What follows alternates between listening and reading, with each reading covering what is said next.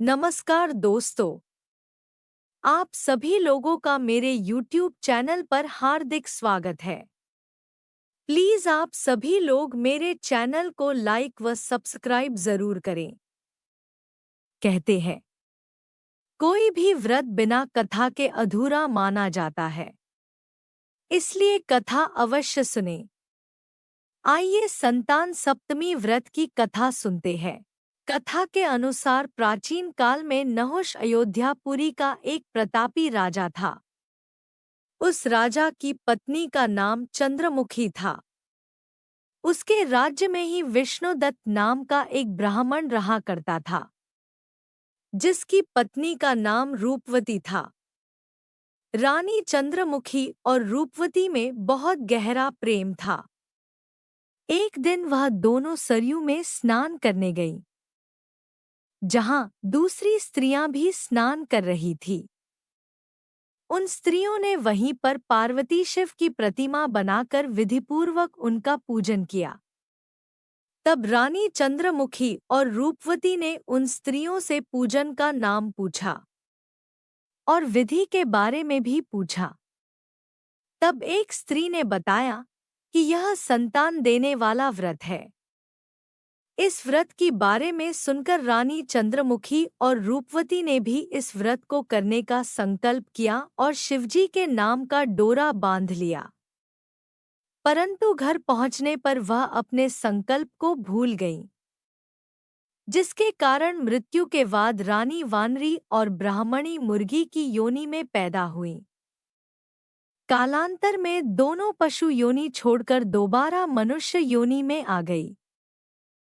चंद्रमुखी मथुरा के राजा पृथ्वीनाथ की रानी बन गई और रूपवती ने फिर एक ब्राह्मण के घर जन्म लिया। इस जन्म में ईश्वरी नाम से रानी और भूषणा नाम से ब्राह्मणी जानी जाती थी। भूषणा का विवाह राजपुरोहित अग्निमुखी के साथ हुआ। उन दोनों में इस जन्म में भी बहुत प्रेम हो गया। पूर्व जन्म में व्रत भूलने की वजह से इस जन्म में भी रानी की कोई संतान नहीं हुई, जबकि व्रत को भूषणा ने अब भी याद रखा हुआ था, जिसके कारण भूषणा ने सुंदर और स्वस्थ 8 पुत्रों को जन्म दिया। संतान नहीं होने से दुखी रानी ईश्वरी से एक दिन भूषणा मिलने के लिए गई।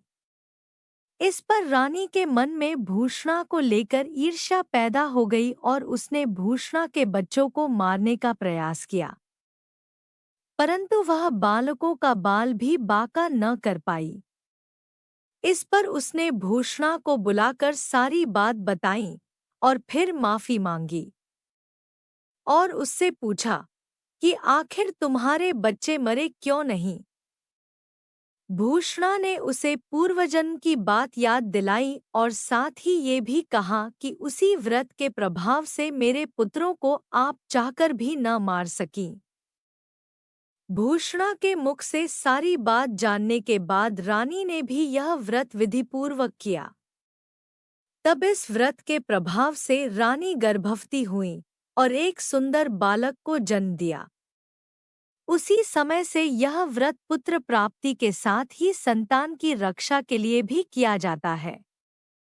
आपको यह जानकारी कैसी लगी कमेंट बॉक्स पर ज़रूर बताएं।